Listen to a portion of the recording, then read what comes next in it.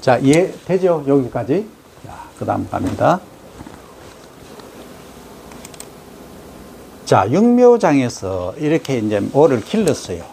중모를 한 30일 정도 됐다 가정하고, 요렇게 메뚜가 형성돼요. 이게 뿌리예요. 하얗죠? 이렇게 뿌리가 쫙 메뚜가 형성되어 있는 거예요. 그래서 요걸 이제 이양기는 이 손이 있어. 양쪽으로. 요렇게 돼 있죠. 날이 돼 있어서 딱 집어서 착, 집어서 착, 착, 착, 착. 요렇게 한 5개에서 7개 정도. 요렇게 집어서 이양을 하는 거죠. 옮겨 심는다. 이 얘기예요. 이 벼의 이제 육묘상자의 메뚜입니다.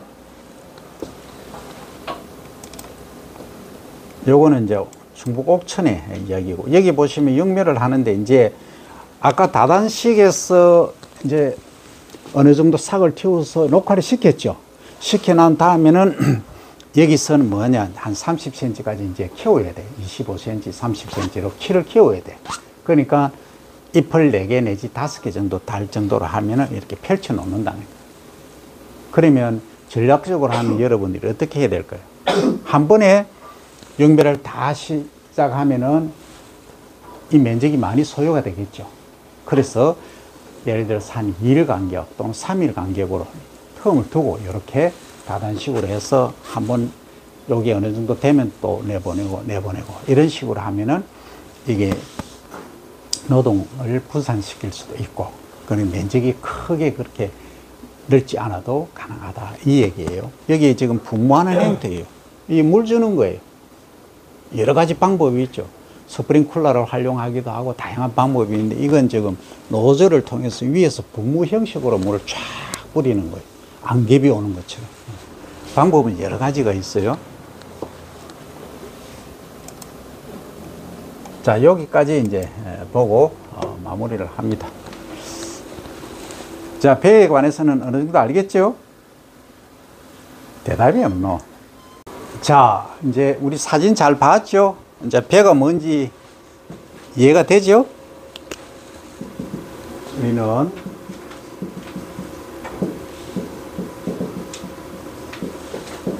좀 완을 하고 있습니다. 2에서는 돈 되는 법, 돈 버는 법, 사업 쪽에 관해서 설명을 할 거고, 지금 이제 우리가 본 것이 벼의 파종입니다. 그죠? 파종에서 어디까지 봤다? 야.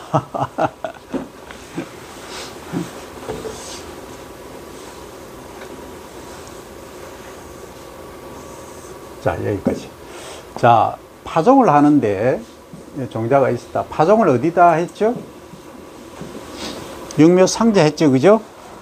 했잖아. 코코피트 갖고 한다고. 과거에는 오염 안 된 무기운 상태의 토양을 쓴다. 산에 있는 황토 흙이나 아니면 논의 20cm, 30cm 아래에 있는 깨끗한 흙을 쓴다 했죠. 그죠?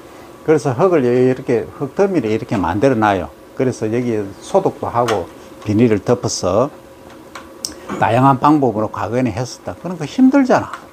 그죠? 그러니까 어느 발명가가, 사학가가 뭘 발명을 했다? 자, 열대지방에 가니까 코코넛 그 먹고 남은 이 찌꺼기 껍질 있잖아요. 그게 코코피트잖아. 그지? 그걸 이렇게 이제 분쇄를 한 거지. 해서 뭘 한다? 하나의 매트를 만드는 거야. 이렇게. 쫙 매트를 만들었어요. 한 5mm 정도 두께밖에 안 돼. 그러니까 매트를 밑에 쫙 깔아. 그 매트를 깔고 종자를 이렇게 파종을 하니까 발화가 돼요, 안 돼요? 안 되지. 왜? 수분이 없으니까. 그래서 어떻게 한다? 여기다가 소위 물을 먹이는 거지. 네. 이런 통에다가, 큰 통에다가 물을 이렇게 담고 얘를 세로로 이렇게 쫙 눌러놔. 이렇게 눌러놔면 어떻게 돼요? 한 30초, 1분 정도 되면 수분을 쫙 흡수하겠죠. 그러면 한 5mm 되는 애가 팽창해서 한 8mm 또는 1cm까지 커지는 거지. 그죠? 그러면 어떻게 한다? 여기에 까는 거지. 이렇게 매트를 이제 까는 거죠. 육묘 상자 안에. 지금 위로 그리니까 거꾸로 돼 버리는데, 하여튼 육묘 상자 안에 매트를 밑에 까는 거예요. 물 먹은 매트 깔고 그 다음에 뭐 한다? 종자를 이렇게 파종한다 이 말이지. 파종은 조파를 할 수도 있지만 산파로 하는 게 편하잖아. 그냥 기계로 쭉 뿌리 뿌면 되잖아. 그죠? 그래서 38을 이렇게 한 거예요. 하고 그냥 놔두면 어떻게 된다? 말라서 죽으니까 흙을 덮는다. 그걸 복토라 그러죠? 복토라 한다. 첫 번째 단계가 뭐였어요? 종자를 준비해야 되겠죠? 그 다음에 종자를 어떻게 해야 된다?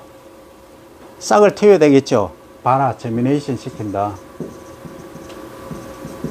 세 번째 뭘 했어요? 이제 발을 시켜서, 이제 발을 시키고 뭘 해야 된다? 육묘상제에 파종을 해야 되잖아. 요거는 이제 종자 준비죠. 그죠? 종자에 관한 부분이고. 그 다음에 사전에 뭐 준비하기도 하지만 세 번째는 이제 어떤 단계를 보면 큰 물통을 준비해야 돼. 물통. 소위 워터 탱크. 자, 물통을 준비해 놓고 물을 이제 담그겠죠. 그죠?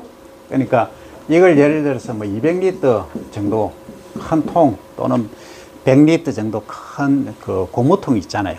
이런 걸 준비를 하는 거지. 통을 이렇게 이제 준비를 해 놓는 거죠. 그죠? 여기 물을 담근다는 거죠. 그죠? 그럼 파종을 이제 해야 되잖아. 그 다음에 또 준비해야 될 게 뭐예요? 육묘 상자. 상자는 이거잖아. 그 다음 다섯 번째 뭘 해야 되죠? 상토지. 그죠?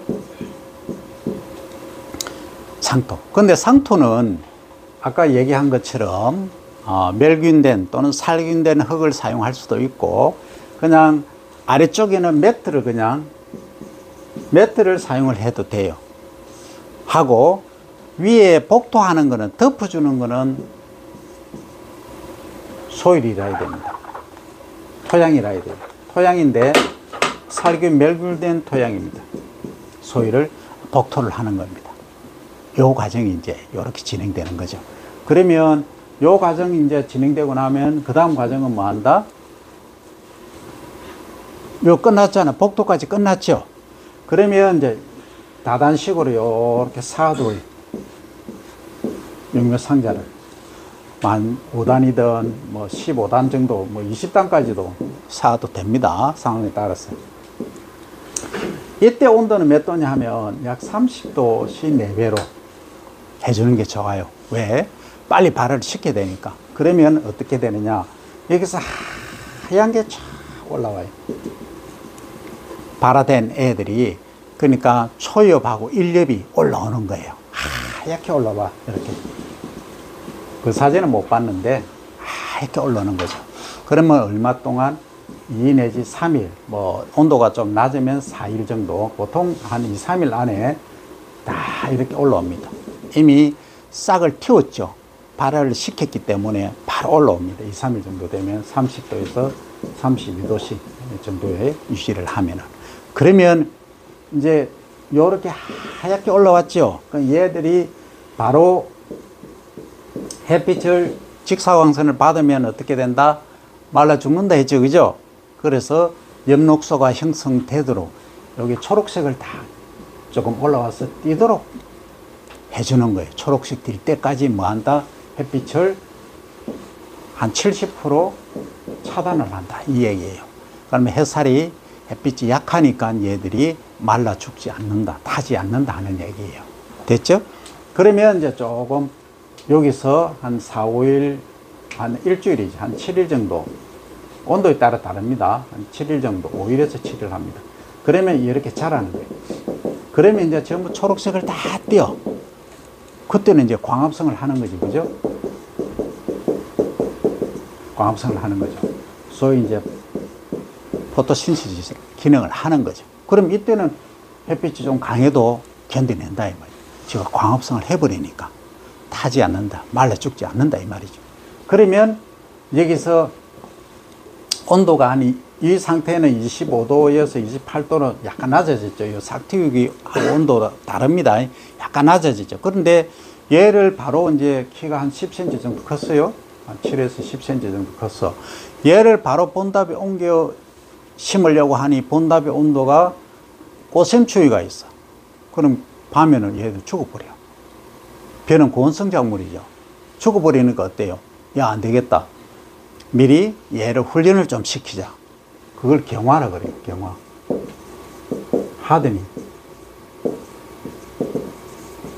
하드닝을 시키자는 거예요. 좀 강하게 트레이닝을 시키자. 이게 뭐에? 추위에. 그래서 온도를 한 20도에서 25도씨 정도로 낮춰버립니다. 인위적으로 낮출 필요 없어요. 창문만 이렇게 한 번씩 열어놓고 온도를 낮춰주면 얘가 트레이닝이 되는 거예요. 아, 온도가 낮은데. 그러면 뭐가 어떻게 됩니까?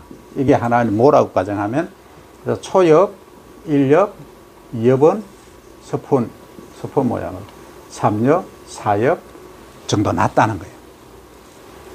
4엽 나고 이제 5엽이 이렇게 조금 나오죠. 그죠? 그럼 이때쯤 되면 한 25일에서 28일 정도 발화하고 경과한 거예요. 그럼 요걸 이제 일명 30일 뭐 이렇게 말합니다.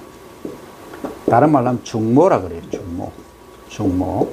요 중묘, 요 시기, 요쯤 되면은 뭐 한다? 옮겨 심어도 된다는 거예요. 왜? 언제 온도가 좀 낮은 환경에서도 얘가 스스로 주황을 할 수 있다는, 생존을 한다는 얘기예요. 그럼 이때는 어느 정도 되느냐면 뿌리가 요렇게 처음에는 종자에서 이렇게 나는 종근이 하나가 난다 했죠. 그걸 종자 뿌리, 종근. 그죠? 그걸 세미나 루트라고 했죠. 세미나 루트라고 하나죠.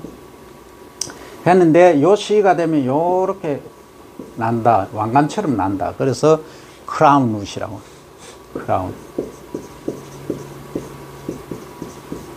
크라운 루트 만들어지는 거예요.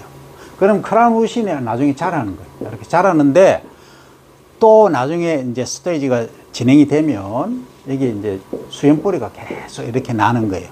그 나중에 우리가 최고 분위기쯤 되면 얘가 몇 개 정도 나느냐면 600개에서 한 800개 정도의 뿌리가 나는 거예요. 신기하지 않나요? 한 폭에서 뿌리가 600에서 800개 난다고. 그런데 요 주간이 있잖아요. 맨 처음에 난 여기에서 거의 한 200개 정도가 나요. 그럼 여러분들 한번 생각해 볼까요? 벼 뿌리가 길이가 몇 메타 정도 될까요? 자, 10m. 손 들어봐. 10m. 100m. 500m. 1000m. 5000m. 뭐야? 10,000m. 좋다. 10만 m. 10만 m면 뭐예요? 100km죠? 아니, 추측해보라고. 그냥 손 한번 들어봐. 10m 이 뿌리 총 길이가 전부 합쳤을 때 10m, 100m, 100m 8명, 1km, 5km 이상 없어? 그럼 100m가 주제. 아니, 대부분이 100m잖아. 그지? 근데 여기 수염 뿌리는 600에서 800개인데 한마디로 단적으로 얘기는 못해. 자, 이게 아주 중요합니다. 왜냐하면 그냥 수염 뿌리만 놓고 나면은 자, 이제 한 700개 정도 난다고 가정해요. 근데 우리가 정상적으로 벼를 재배를 하면 뿌리가 몇 cm까지 크냐? 한 30cm 정도 길어야 돼. 정상적일 때 얘기입니다. 그러면 얼마예요? 3, 7, 21? 그죠? 2.1kg죠? 그죠? 아, 그렇잖아. 여기서 시드에서 지금 나온 것들이 마디를 형성해서 이렇게 한 2kg 정도 나왔다는 얘기예요. 그런데 말입니다. 실제 여기서 이렇게 마디에서 나온 뿌리들이 양분, 수분을 흡수하느냐? 그거 아니에요. 누가 합니까? 여기서 나온 뿌리 털이 있어요. 이렇게. 뿌리 털. 얘들이 흡수를 하는 거예요. 그러니까 뿌리 털까지 합치면 여러분들 몇 킬로 될 것 같아요? at least 최소 10kg가 된다는 거예요. 놀라지 않습니까? 좀 이때는 놀라줘야 정상인가? 아이가 좀 놀라자. 이렇게 된다고. 무섭죠? 이 벼 한 포기가 전체 토탈 뿌리로 하면 10kg가 된다고. 그런데 말입니다. 내가 보니까 10kg 안 되던데요. 이제 항변하는 학생 있어. 당연히 있어. 그거는 뭐 때문에 그러냐? 이 뿌리의 발육 또는 신장이라고 하는 것은 뭐에 의해서 많이 결정되냐면 이거하고 관계가 깊어. 이게 뭐죠? 내가 글씨를 그렇게 못 써놔. 자, 산소 2개잖아, O2잖아, 그죠? 산소의 함량에 의해서 거의 돼요. 그럼 무슨 얘기냐? 만약에 여기 담수 상태에 있다.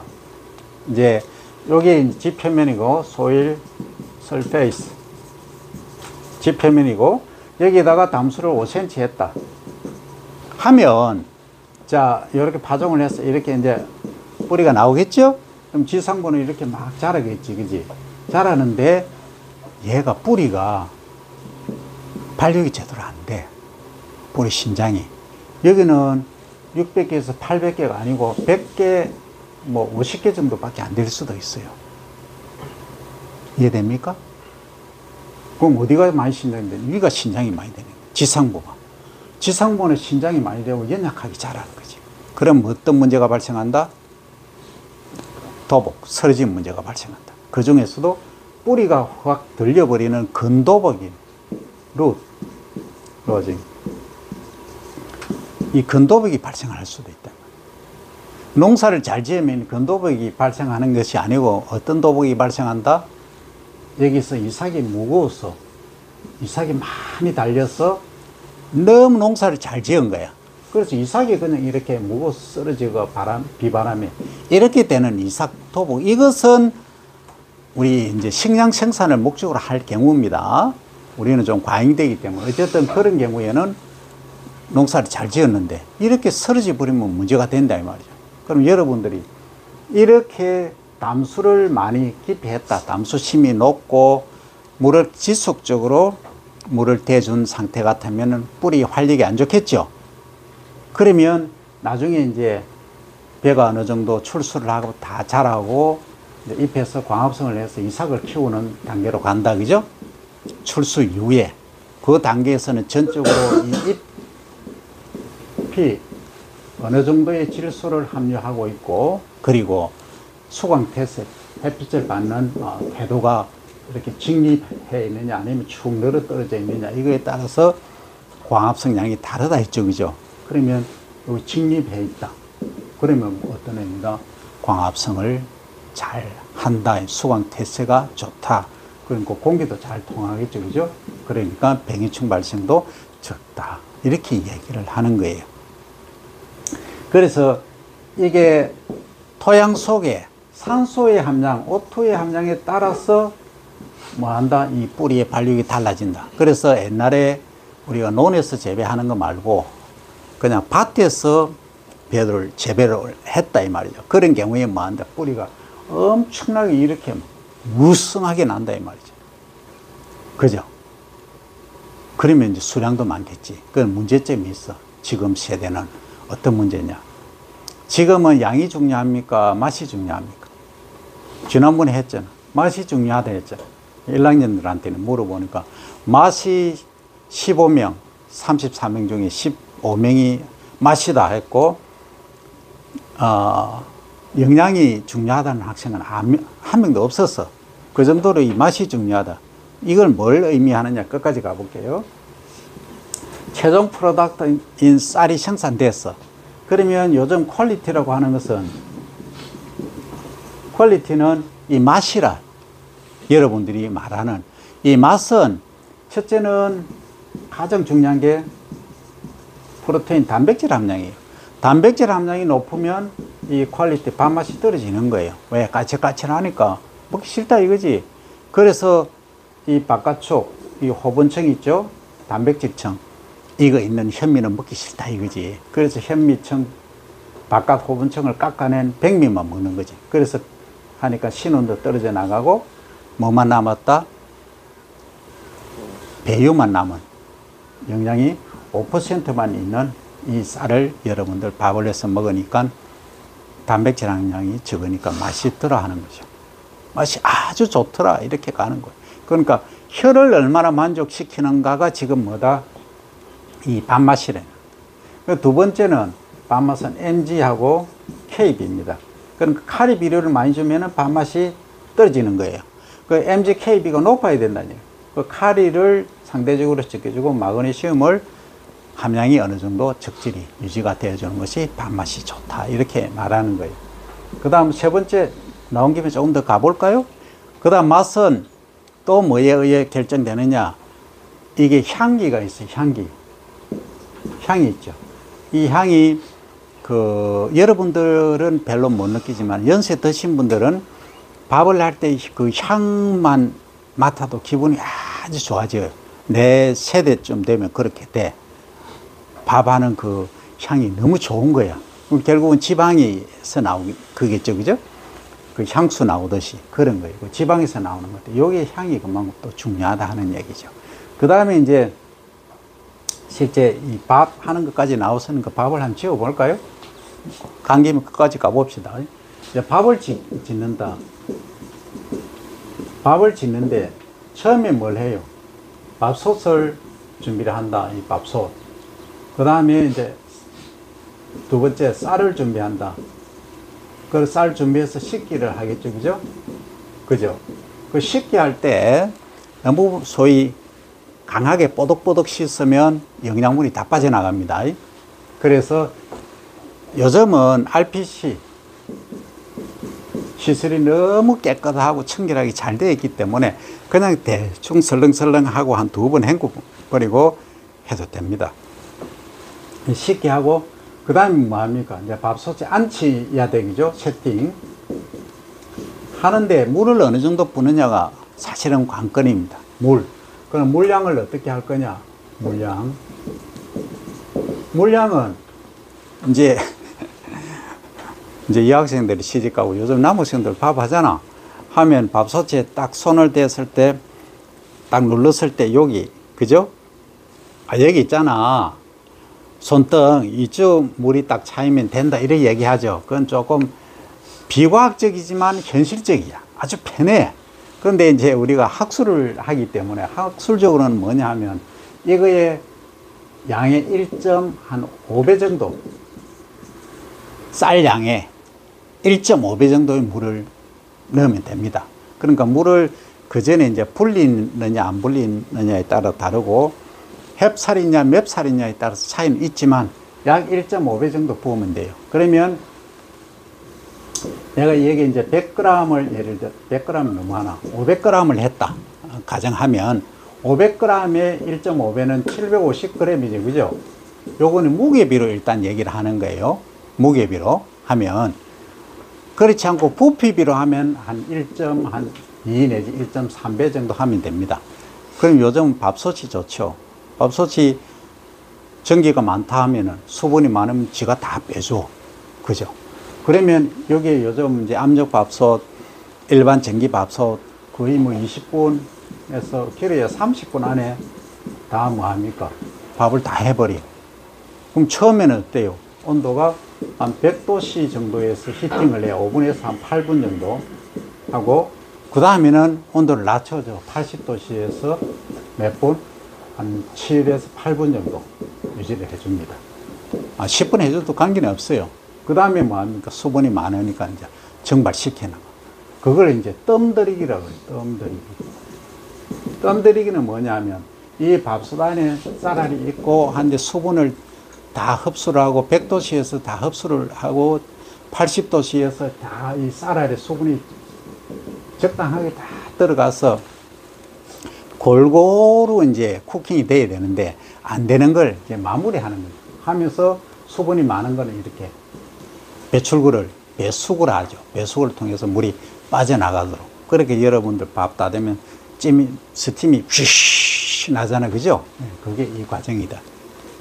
요즘은 이 밥솥이 일을 다 해주는 거죠. 과거에는 전부 불때 가면서 어머니들이 고생을 많이 하셨는데 지금은 밥솥이 일을 다 해줍니다. 그죠? 이 과정은 이렇다 하는 거예요. 그러면 밥맛이 좋다 안 좋다는 누가 평가하느냐? 드시는 분이 평가하겠지. 그런데 이제 여러분들 같은 경우에는 밥이 수분 함량이 약간 적은 것, 약간 꼬들꼬들한 거 좋아하잖아. 근데 연세 드신 분들은 어때요? 꼬들꼬들하면 밥 안 먹죠. 안 드십니다. 그러니까 수분 함량이 조금 많은 걸 좋아한다 이 말이지. 뜸이 제대로 든 것. 하여튼 이게 이제 밥 짓기까지 과정이 다 끝났어. 우리가 이제 배를 파종을 해서 생산해서 밥 짓기까지 밥 다 해 먹었어. 이제 그 벼과학은 1학기는 이제 종강이야, 오늘로서. 그죠?